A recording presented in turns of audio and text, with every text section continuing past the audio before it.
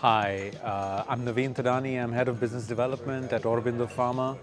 At Aurobindo Pharma, we're looking very strategically into partnering, and it's really my objective to try and get some really interesting assets into the company, both by means of partnering for in-licensing and contract development, co-development, and also with respect to acquisitions of new products.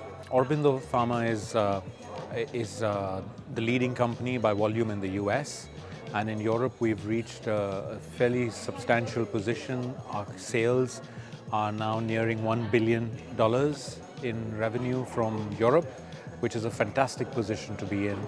We have a strong position in several markets in Europe, and we're continuing to try to build on that position, working with our internal strengths, strategic partnering, and also some interesting acquisitions. This morning I was in a panel discussion about growth and what's changed in the pharma market, generic pharma market in the last 5 years, and it was really an interesting discussion.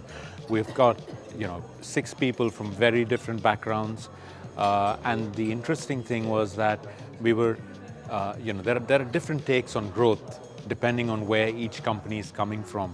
And I think that was very interesting to hear and see that for people who are attending this conference, they're able to take away a flavor of several different insights and put those things together to work with the main strengths of their own individual companies. I think that's something quite interesting. I took away from it as well some topics that I need to look into.